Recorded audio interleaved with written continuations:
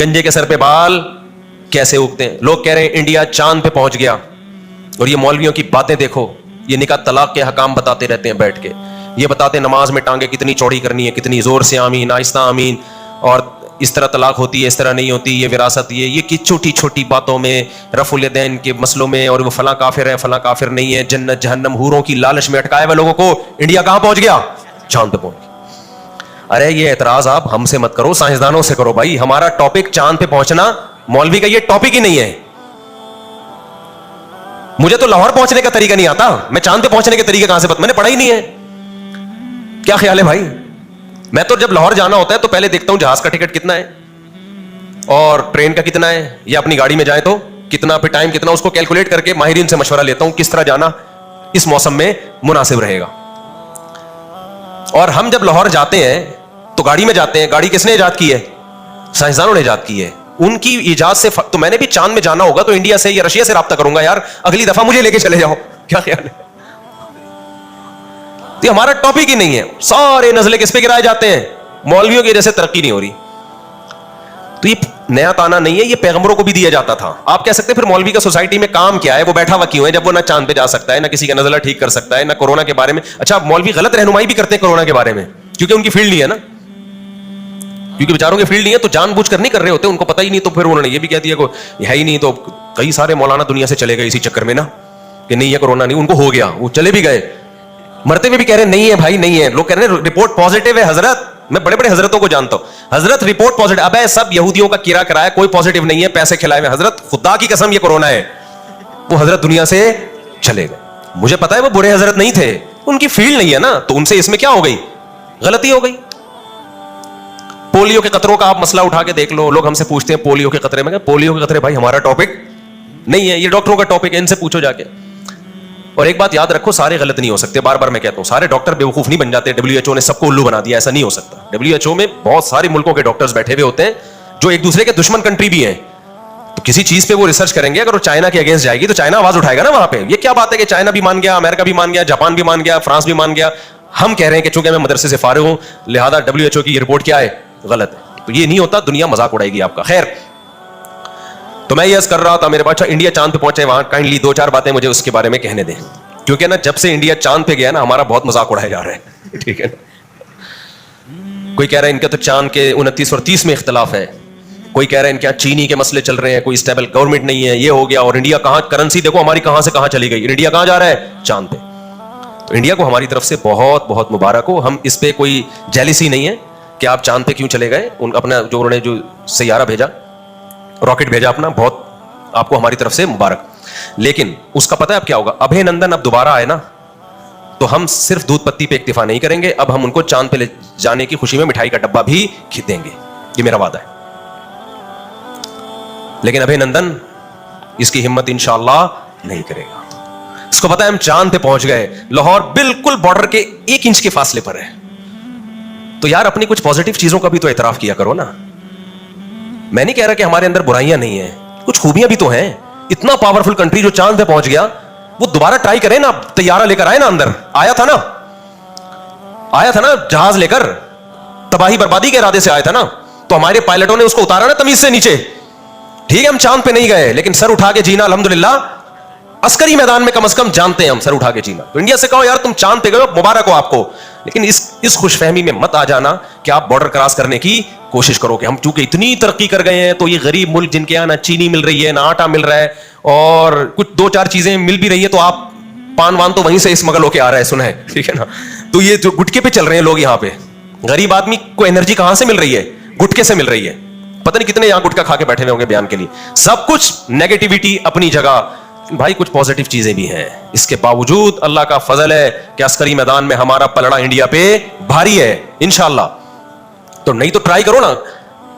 کیسے آئے تھے ابھی نندن صاحب, کتنے آرام سے اتارا ہمارے فوجیوں نے. اور اچھا بار بار میں ایک بات کہتا ہوں کہ جو کمزور ہوتا ہے نا وہ ایک دم ایکسائٹڈ جذباتی ہو جاتا ہے, جو طاقتور ہوتا ہے وہ جذباتی نہیں ہوتا. دیکھو کوئی طاقتور آئے کمزور سے لڑنے کے لیے, کمزور ایک کو تو پہلی بات تو غصہ آئے گا, تھر تھر کانپے گا, جو چیز ملے گی اٹھا کے مارنے کی کوشش کرے گا, بھاگے گا ادھر ادھر. لیکن کوئی پاورفل بندہ سامنے کھڑا ہوا ہے اور اس کے سامنے کوئی کمزور آ جائے تو پاورفل کا ایٹیٹیوڈ کیا ہوگا, ہنسی آئے گی پہلے اس کو. کیا خیال ہے بھائی, کہ یار تو اپنی صحت دیکھ اور لڑائی دیکھ یار کس سے لڑ رہا ہے یار. غصہ بھی نہیں آئے گا بلکہ کیا کرے گا, اس کے سر پہ ہاتھ رکھے گا, بول جا بیٹا شاباش. لوگوں کے کہا اس کا ذرا بی پی چیک کرو, شاید ہائی ہو گیا تو ٹینشن میں آیا بیچارہ. تو یہ اس کے پاورفل ہونے کی علامت ہوگی. ہم نے بھی یہی کیا. جب وہاں سے تیار آیا ہمارے ملک میں حملہ کرنے کے لیے تو ہمارے پائلٹ آرام سے, یہ نہیں جذباتی نہیں, ایمرجنسی نافذ پورے ملک میں سائرن بج رہے ہیں, پھر جا کے تباہی بم پھینک رہے ہیں, دہلی پہ 3 بم گرا دیے, یہ نا. ہمارا ایٹیٹیوڈ کیا تھا, بہت ہی خاندان, ریلیکس. ابھینندن سے بولا کائنڈلی نیچے بٹھایا ہوں. یہ نہیں کہ رکھ کے تھپڑ لگائے, یہ تیری ایسی کو, تیری ہمت کیسی. لاہور کو تو آپ کو پتا ہے لاہور میں گالیاں کتنی ہیں. لاہور کی جو گالیاں ہیں ممبر پہ اشارتاً بھی ذکر نہیں کی جا سکتی. کچھ بھی نہیں, گالیاں والیاں نہیں بھائی, یہ بالکل نہیں. ان سے بلا کے پوچھا کس سلسلے میں آنا ہوا تھا آپ کا. ابھینندن نے کہا بم برسانے کے سلسلے میں آیا تھا میں, یہاں بم کے سلسلے میں حاضر ہوا تھا میں. تو بٹھایا, نہایا دھلایا, تولیہ وولیا رکھا, چائے دودھ پتی پلائی اور بولا کائنڈلی دوبارہ آنا ہو نا تو بتا کے آئیے گا آپ, ٹھیک ہے نا. یہ بغیر بتائے آنا بالکل مناسب. تو میں نہیں کہہ رہا ہمارے یہاں نیگیٹو چیزیں نہیں ہیں بھائی, کچھ تھوڑی سی پازیٹیو چیزیں بھی ہیں. تو انڈیا والے خوشی منائیں, چاند پہ چلے گئے یقیناً, لیکن ہمیں ذلیل کرنے کی کوشش نہ کریں. اور وہ اتنا ذلیل نہیں کر رہے. یہاں کچھ گھٹیا سوچ کے لوگ ہیں پاکستان میں, کچھ گھٹیا لوگ ہیں, ان کو زیادہ تکلیف ہو رہی ہے, وہ اپنے ملک کو زیادہ رسوا کر رہے ہیں. دنیا میں کہیں بھی یہ نہیں ہوتا. تو ایسے بے وفا لوگوں اور ایسے گھٹیا سوچ کے لوگوں سے ہوشیار رہیں. فیس بک اور یوٹیوب پہ پازیٹیو کمنٹس کر کے ان کو اپریشیٹ نہ کریں. جب وہ اپنے ملک کی رسوائی کریں نا انڈیا کے مقابلے میں, آپ بولے تو لگتا ہے غیر خاندانی آدمی ہے. خاندانی لوگوں کا یہ کام نہیں ہے. خیر ہم اپنے اصل ٹاپک کی طرف آتے ہیں. تو میں یہ عرض کر رہا تھا فریحوا بما عندهم من العلم, ان کے پاس جو نالج تھی اس نالج کی بیس پہ وہ اترانے لگے. اب دیکھو انڈیا ہی کی حالت دیکھ لو, ٹھیک ہے انڈیا چاند پہ پہنچ گیا, لیکن آپ کیا سمجھتے ہو کہ جو انڈیا میں عوام ہے, انڈیا ان کے ساتھ اچھا کر رہا ہے کیا؟ ریاست کی سب سے پہلی ذمہ داری امریکہ کیا چاند پہ, لیکن امریکہ کی عوام دیکھو نا کتنی خوشحال ہے. آپ پہلے عوام کو خوشحال کرو, اس کے بعد جو اضافی خرچے آپ چاند پہ جائیں, مریخ پہ جائیں. عوام کا بیڑا غرق. اتنا اقلیتوں پہ انڈیا میں ظلم ہو رہا ہے آپ کی سوچ سے بھی زیادہ. وہ ظلم تو میڈیا پہ آتا نہیں ہے جو ہو رہا ہے, چاہے وہ عیسائی ہو چاہے وہ مسلمان ہو, اس قدر اقلیتوں پہ ظلم ہو رہا ہے. پاکستان میں اگر ایک چرچ جلایا جاتا ہے, مذہبی رہنماؤں کی طرف سے آواز اٹھائی جاتی ہے کہ ہم اس کے خلاف ہیں, ہم اس کے حق میں نہیں ہیں, ان جلانے والوں کو چوک پہ لٹکاؤ. مذہبی لوگ ان دہشت گردوں اور شدت پسندوں کی حوصلہ شکنی کرتے ہیں. اور میں یہ بتا دوں, یہ جو پاکستان میں چرچ وغیرہ جلائے جا رہے ہیں, یہاں کے یہ بھی کچھ غیر ملکی طاقتیں ہیں جو یہاں پر ایسے لوگوں کو پروموٹ کر رہی ہیں. یہ بھی یہاں کی عوام نہیں ہے, اگر ہے بھی تو یہ باہر کے ایجنٹ ہیں.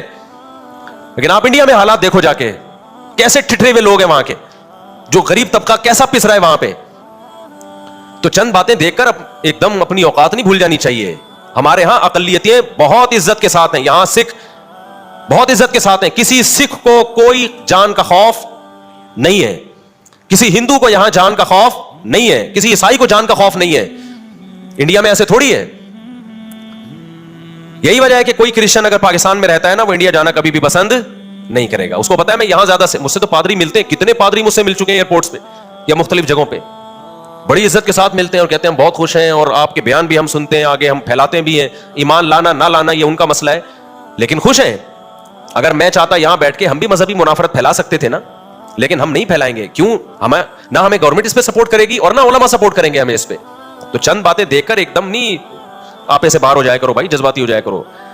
انڈیا میں بہت ریپ کے واقعات بہت زیادہ ہیں, جبری بدکاریوں کے, جو غریب لڑکیاں ہیں. ریپ کے واقعات بہت زیادہ ہیں جو غریب لڑکیاں ہیں, کیونکہ ہمارے پاس مذہب ہے. قانون تو ہمارا بھی سیم, ان کا بھی سیم, لیکن ہمیں مذہب بہت ساری چیزوں سے روکتا ہے. وہاں مذہب نہیں ہے. ہندو سیکولر ہو چکے ہیں, مذہبی پابندیوں سے آزاد ہو چکے ہیں. جب سیکولر ہو گئے تو قانون کی گرفت سے انسان یا تو ڈرتا ہے یا خدا کی گرفت سے. قانون کی گرفت بھی نہیں ہے اور اللہ کو مانتے نہیں ہیں, تو نتیجتاً کیا؟ اخلاقی برائیوں